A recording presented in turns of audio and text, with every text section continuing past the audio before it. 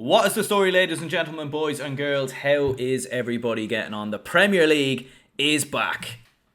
Well, not if you're a Liverpool fan, because to be honest, I think Liverpool are going to have a disastrous season, to be honest with you. And I think, maybe this might sound like a bit of an over-exaggeration, but I genuinely believe that Liverpool could finish outside the top 7 this year. Possibly even worse when you look at how we've done business in the transfer window this season. It's been dreadful. But we'll get onto that a little bit later. It's going to be the start of a new series on this channel. We're going to be previewing and predicting the games every weekend before the start of the Premier League. We're going to upload a video every Wednesday, 7 o'clock. Make sure you get there and tune in. I might be a little bit late sometimes, but look, listen, this is what happens, isn't it, in the life of I don't know what I was going to say there, to be honest. But anyway, obviously a lot of you lads probably have come over from Gaelic Games Fan TV, which is obviously another YouTube channel that I have that has about close to 4,500 subscribers. So yeah, we're going to be starting a new series on this channel, just previewing and predicting the Premier League games every week. We're going to be previewing every game. It's pretty self-explanatory. It's probably a series that's done on YouTube already about 1,000 times.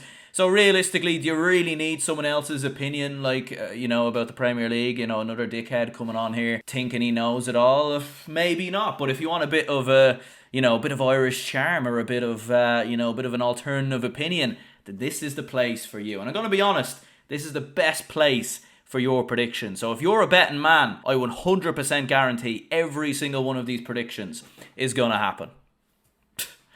Oh, God. Obviously, that's a tongue-in-cheek joke, so please do not bet your house or your wife on some of these games. Well, if you do, hopefully it works out. Otherwise, you might be left with nothing. But the great thing about hitting rock bottom is that you have nowhere else to go after that. And trust me, I know all about that right now. So here we go. So we're going to preview and predict every game at the order that they are in. And of course, if you're new to the channel, hit the like button and subscribe. As I said, plenty of people have probably come over from Gaelic Games Fan TV. I think we've 60 subscribers on this channel. But if you're not from that channel, let me know where you've come from and let me know why you've subscribed.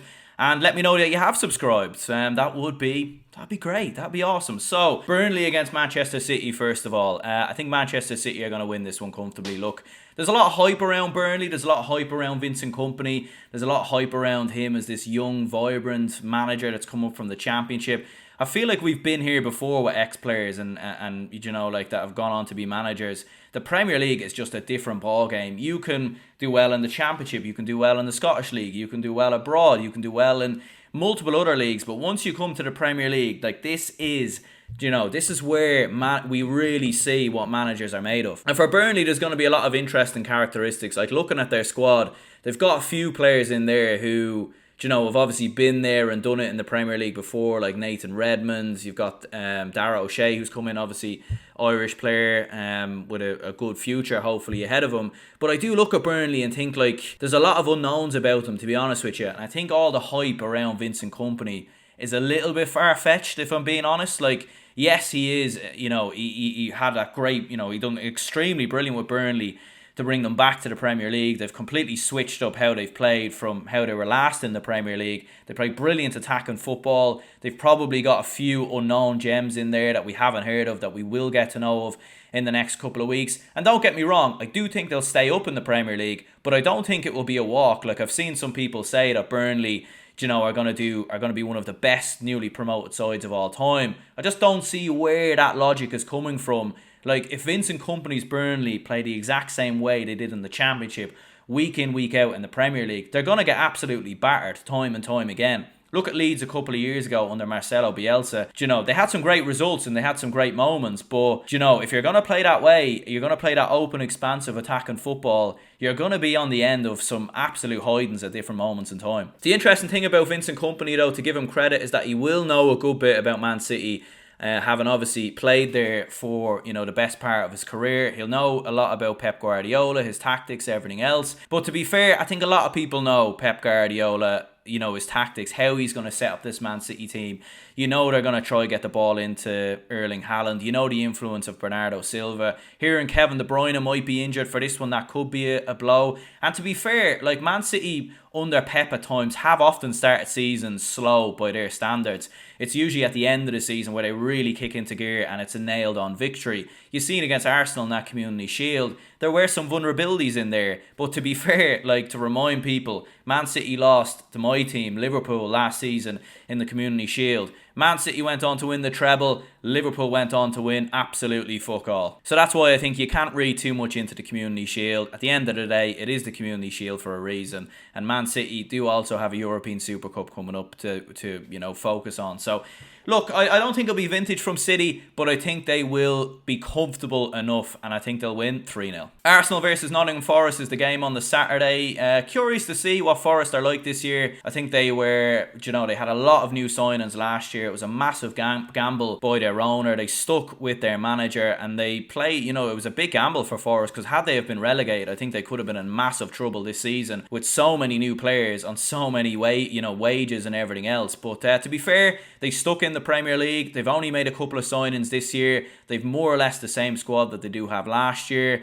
I think Arsenal, to be fair, have had a very good transfer window. Like, I think Declan Rice is a great player. Don't get me wrong, as an Irishman, there's a bit of bad blood there, shall we say. But if we're going to remain unbiased and look at him for the player that he is a very good footballer. However, I do think there's going to be an adjustment with Declan Rice with Arsenal, because West Ham played completely differently to how Arsenal played. Like, West Ham would sit in, they'd be a bit more defensive, a bit more conservative. Whereas Arsenal, it's on the front foot, it's attacking football, they're chasing every game, they're attacking every game consistently. So it's going to take a bit of time for Declan Rice to adapt to life at Arsenal. But in saying that, with his age profile, with his experience playing in the Premier League, an experienced England international now, unfortunately. Kai Havertz is an interesting one. He is young. He certainly hasn't done it so far for Chelsea. But to be fair to Kai Havertz, he's played under Chelsea in such uncertainty. Different managers, different styles, not really suited to a player like Kai Havertz.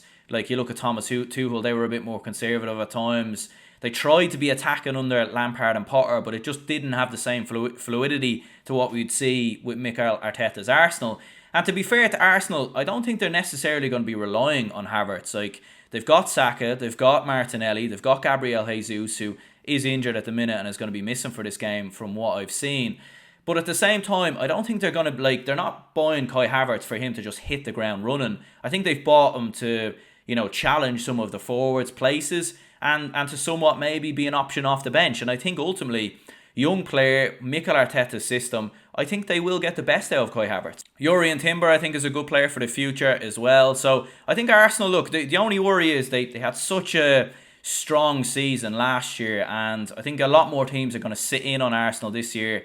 I think there was this sort of perspective on Arsenal for a good couple of years that if you bullied them, if you got after them, if you got on the front foot and attacked them, they would be in trouble. Do you know what I mean? Like, if you bullied them, they had a bit of a weak persona about them. That's not the case anymore. If you get after them now and you try and bully them, they'll just pass the ball around you and score. So I think Arsenal, to be fair, at home against Forest, they'll have enough. I think Forest will make life difficult, and it will be a bit of a test at times for Arsenal, but I think they'll come through it and win 2-0. Bournemouth versus West Ham. West Ham haven't made too many signings. Bournemouth have obviously changed their manager. They've got rid of Gary O'Neill, which I thought was an odd one. I think with Bournemouth, if they start the season slow, the fans could get on the back of the new manager. There could be, because of the fact that Gary O'Neill done so well with Bournemouth last year.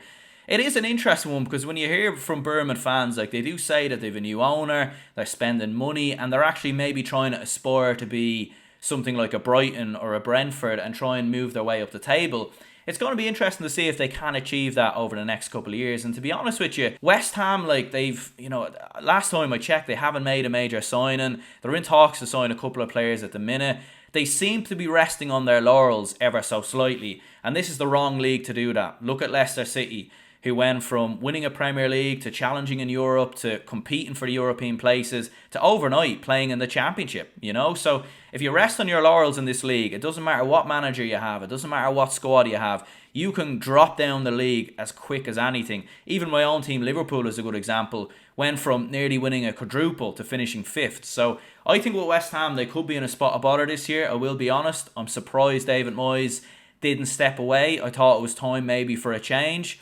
And I think Bournemouth are going to capitalise on it. And I think they're going to sneak it 1-0. We've got Brighton and Hove Albion versus Luton Town. What a story it is for Luton Town in the Premier League, for the very first time. A tremendous achievement for a club like Luton, who've gone from the depths of despair down in the Conference all the way up to the Premier League. A real rags to riches football manager type story. You look at their squad and you think, how are they going to survive? Like, let's be perfectly honest with you. Like, it feels like when Huddersfield came up, Blackpool came up, you just look at it and think, how are they going to do it? But every now and again, because there's such a feel-good factor around these teams, they have a habit of coming up into the Premier League and just surprising you. And like, every game is a cup final. The fans get bang up for it. And like, they're kind of expected to do nothing. And when you've got no expectations, sometimes that's when the pressure's off and you can actually do things. And that's why, weirdly, I would actually give Luton a chance at staying in the Premier League. I actually think they could possibly pull it off. However, in saying that, Brighton away in the opening game, this is going to be tough for them. Like, Brighton, as we know, are a team that are always on it. I listened to their owner or their chairman speaking on a podcast I remember a couple of months ago, the High Performance podcast, and I think Brighton are expected, like, they don't want to just settle for Europa League. They want to challenge for the Champions League this year, and I think that's what Brighton are going to be aiming for. With Roberto De Zerbi, it's going to be interesting. There was a lot of hype around him last season. He took over from Graham Potter. There wasn't really much expectations around him. He was kind of an unknown manager in terms of the Premier League. And we've seen how well he done. He was absolutely outstanding. So it's going to be interesting. They've added a bit of experience in there with James Milner. They've lost Sanchez, their goalkeeper, and they've brought in a new young lad, Verbruggen. The thing about Brighton is that even when they lose players, they find the next best player in line. And that's why even losing McAllister, possibly losing Caicedo, I think they'll be alright. I think Enkiso is going to be a very good player. Matoma, I'm surprised no one's came in for him. I think he's an unknown gem, and he could be, one of the best players possibly in the league this year, in my opinion. So I think Brighton at home, they'll be too strong, and I think they will win. I'm going to say Luton do get a goal, but I'm going to say 3-1 Brighton. Everton versus Fulham. I think this might be a bit of a snooze fest, to be honest with you. I think this has got 0-0 written all over it, because you look at Sean Dyche, you look at Everton. Everton's a weird one. Like, I feel like Sean Dyche is a good enough manager to keep teams in the Premier League. I think he's proven it. He's nearly becoming a bit of a modern day Sam Allardyce in many ways. Sean Dyche, like, to be fair. And he done a great job at Everton last year, but at the same time, there's so much uncertainty around Everton, around the new stadium, around potential points deductions. They're not bringing in any players. They haven't lost any either, but at the same time, you do look at it and think it is going to be a struggle for Everton. And if they're going to stay in the Premier League, it's going to be through clean sheets. They're not going to be scoring a huge amount of goals because they don't really have any great attacking players to do so. And you do worry the players that they had last year, Iwobi, Seamus Coleman, these guys, like, they might regress, and they might actually be getting worse. And that's the concern from an Everton perspective. Fulham, on the other hand side, I do think they'll have a bit of a second season syndrome this year. Talks about Mitrovic leaving. I think a lot of teams probably took Fulham for granted last year, and I think they could be, possibly in a closer relegation battle this year as well.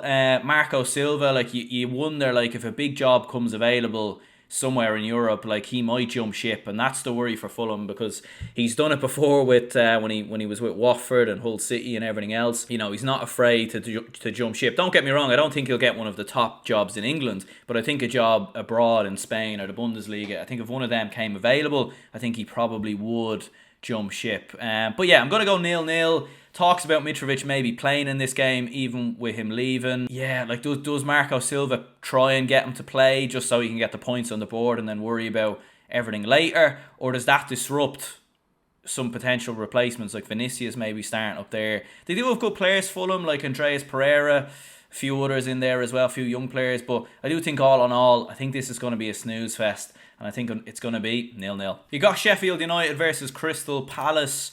Again, like, this is another one that really could go either way. I think Sheffield United being at home, and I was at a Sheffield United Liverpool game a couple of years ago. I think it was their first season back in the Premier League when I think Dean Henderson dropped the ball into the net. And honestly, the atmosphere that day was nothing like I've ever experienced. It was absolutely mental. I think Sheffield United fans from Yorkshire in general, create some atmosphere for their teams, and it's worth an extra 6-7 points in a season. It genuinely is, and that's why I think Sheffield United also, hugely struggled when they got relegated from the Premier League a couple of years ago during COVID because there was no supporters obviously at games. You do look at their squad though, and I think with a lot of newly promoted sides, there's a lot of unknowns there. You're looking at some of their signings, Benny Traore, Anis Slimani, Austin Trusty. I don't really know a lot about them, to be honest. They've got a lot of settled players who were there, who've played in the Premier League before. Oliver McBurney, Ben Osborne is another one as well.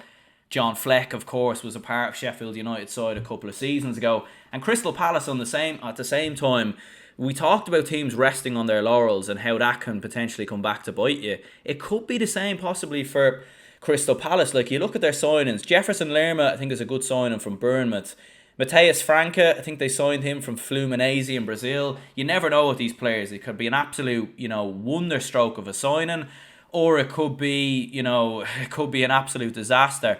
Roy Hodgson, he got a great bounce out of Crystal Palace last season, but can they get the same bounce again this season? I don't know. And I think Palace have rested on their laurels in the Premier League for a good couple of seasons, and they do have players like Decore in there, like the Nathan Ferguson, the same type of players for a couple of seasons. I think Sheffield United are going to beat them at home. The fans are going to be bang up for it. And I'm going to say 2-1 Sheffield United. Moving on to the half-5 game, Newcastle versus Aston Villa. It's going to be interesting with Newcastle this season because, we're talking about Arsenal and how, teams, you could push up on Arsenal and you could cause them problems.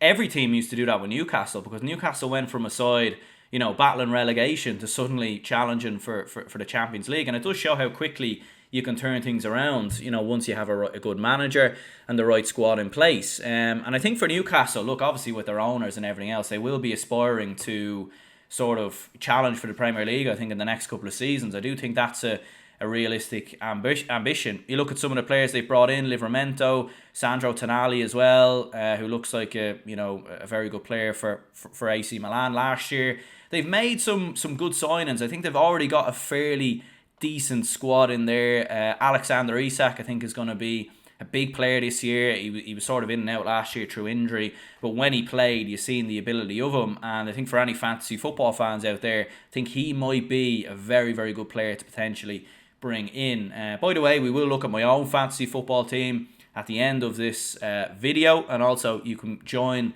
the league in the description down below, and I'll also leave the code on the screen later on as well. We'll do a bit of a fantasy football thing every week, look at my team, look at what changes I've made, and also see some of your lads' recommendations in the comments down below. So look, Newcastle, Aston Villa, two sides who had big seasons last year, both in Europe this season.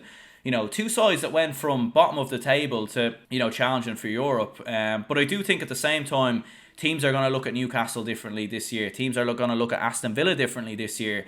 They're going to sit in, they're going to be defensive, they're going to try and frustrate Newcastle and Aston Villa the same way like Newcastle would frustrate some of the big teams down the years. It's a tough one to call. I think this is going to be open, it's going to be attacking, it's going to be end to end. I think this might be one of the games of the weekend, just with the way that both sides play at times. Newcastle can be a bit more conservative at times, but being at home, I think they will be on the front foot. So I'm going to go 2-2. I think this is going to be entertaining, end to end, and I'm excited for it. We've got Brentford versus Spurs. I think Tottenham, to be honest with you, are going to have a very good season under Ange Postecoglou. I think, I nearly got that name right, but as an Irishman who watches Celtic quite closely, don't get me wrong, I'm not a fan, a boyhood fan of Celtic. They're not my team. But obviously, as an Irishman, you watch them closely, you hope that they're successful, and I've watched a lot of their games. I have family members who are Celtic fans, so I know quite a bit about them. And they played some beautiful football last year, and I think the football he's going to play with Tottenham is going to be very entertaining. It is going to be a building process though, and I think Tottenham fans will need to be patient.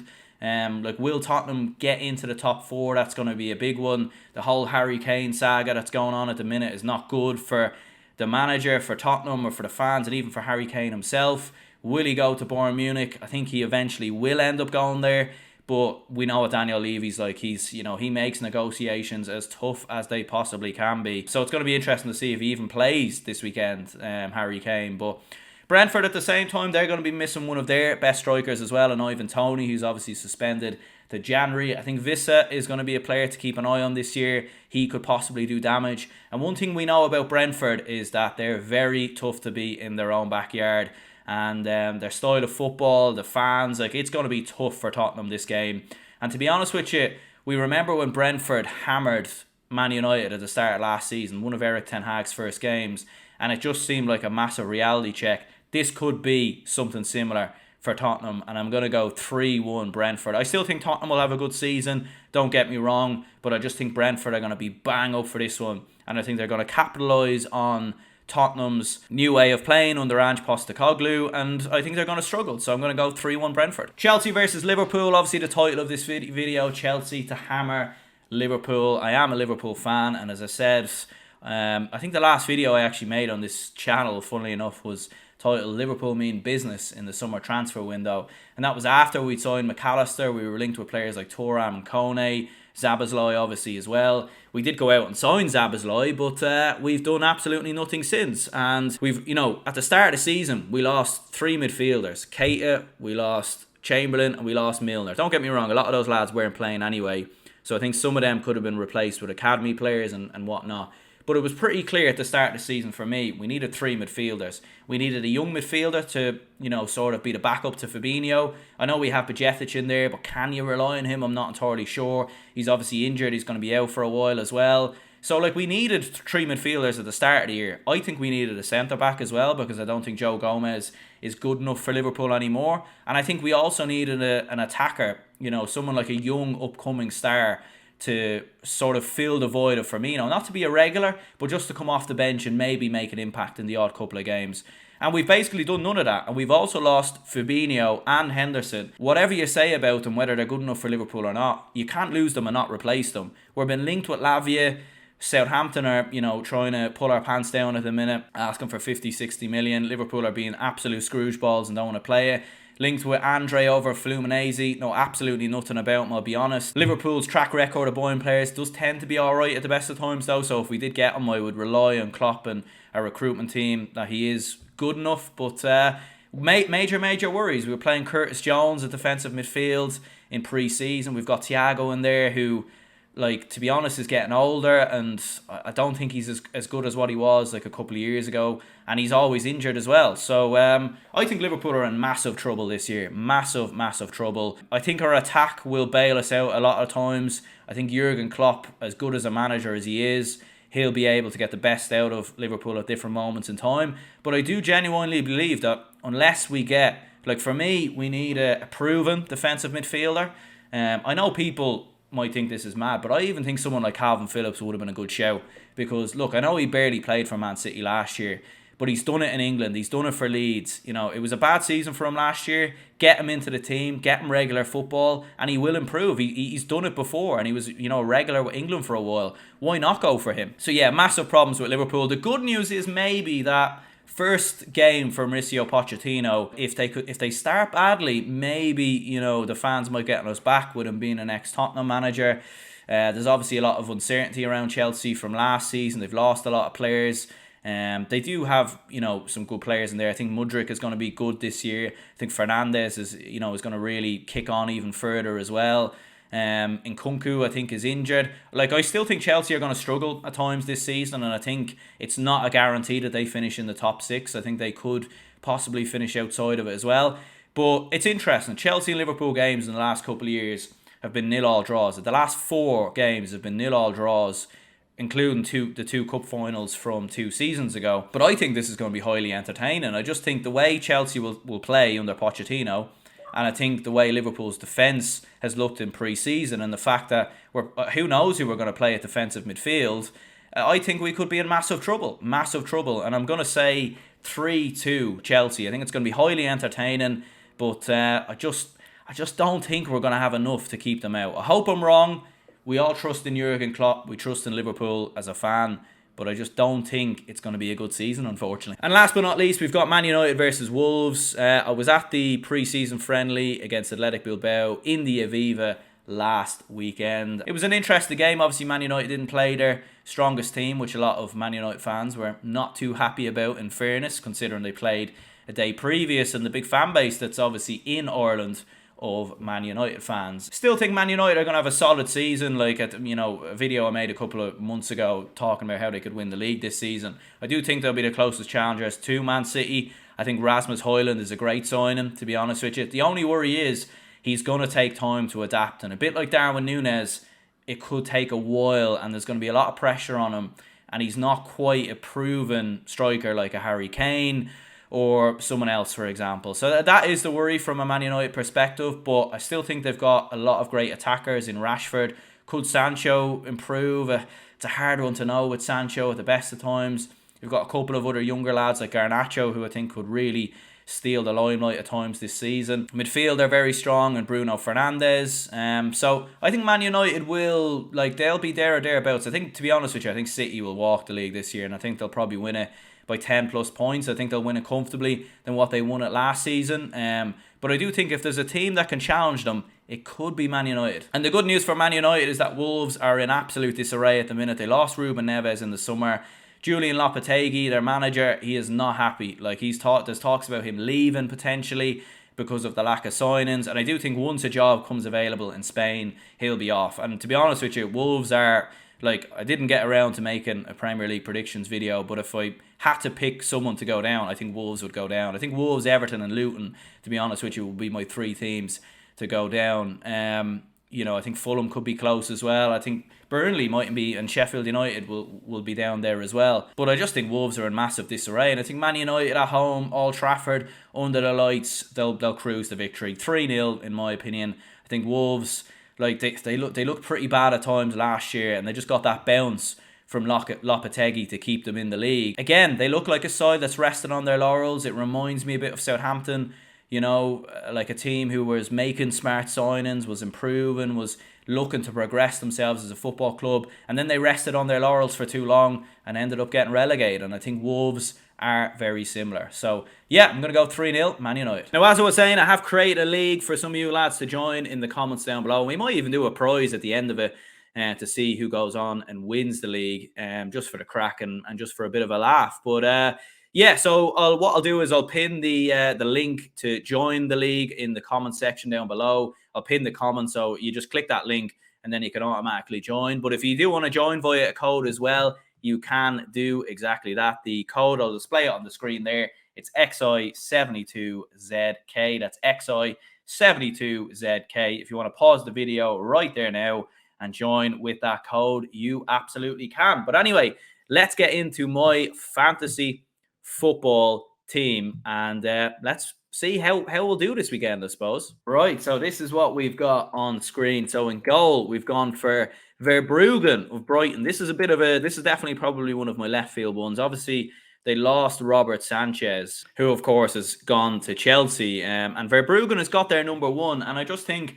Brighton against Luton this weekend, I can't see them conceding a goal. So I think it's not a bad one to bring in. The only worry is that they don't start them and they go with Jason Steele instead. But Verbruggen does have the number one jersey. And one thing you'll always say about Brighton is that, even when they've lost players, they've replaced them with the next upcoming best players. And I think Verbruggen, even though I know absolutely nothing about him, I've got a sneaky feeling he might do well this weekend. We've kept that same draw with Estepinian. I think he's very good going forward. And I think also as well, I think Brighton will keep a clean sheet this weekend. So that's why we've got him in there. Kurt Zuma, it's a bit of a left field one, a bit of an unknown one, but I think he will start pretty much every game for West Ham this season. I think away to Bournemouth, although I've predicted Bournemouth to win the game, I think West Ham usually, to be fair, every now and again keep clean sheets and do well defensively. So we've put him in there, but we might switch him out maybe because you'll see some options I do have on the bench. And we've gone for Saliba at home to Forest, an absolute no-brainer in my opinion. William Saliba was one of the top players last year for Arsenal until his injury. And I think, at home to Forest, I think it's an absolute no-brainer. We've gone for 5 midfielders. A lot of these obviously attackers. We've gone Kulusevski, Mohamed Salah, Szoboszlai, Martinelli and Matoma. I think Salah is an obvious one. He's one of Liverpool's best players year on year, so we've got him in there.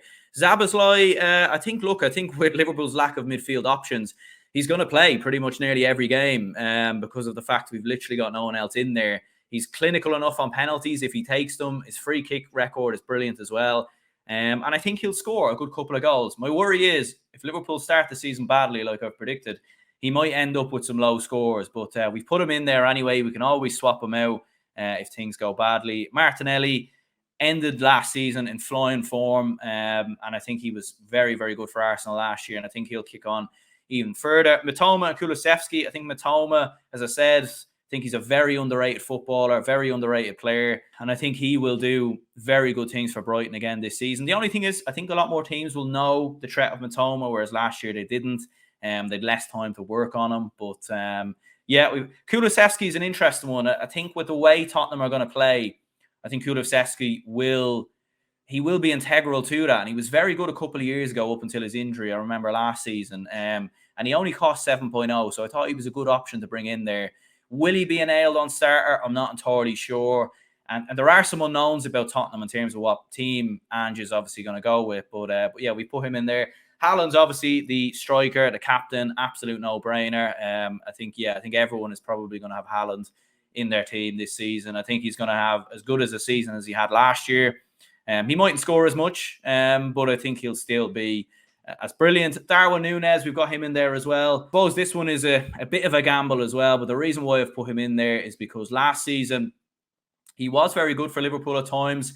His finishing just let him down. I think he created as much chances as Haaland last year, and a lot of the chances he created by himself, but he just didn't finish them. I think, he looked good in pre-season. There's this whole thing about his second season with Benfica and everything else. I don't know. It's a bit of a gamble. I don't know if he will be as good as what people think he will be, but I've put him in there because I do have a feeling he could come good for Liverpool this season. And on the bench, Areola is the man in goal.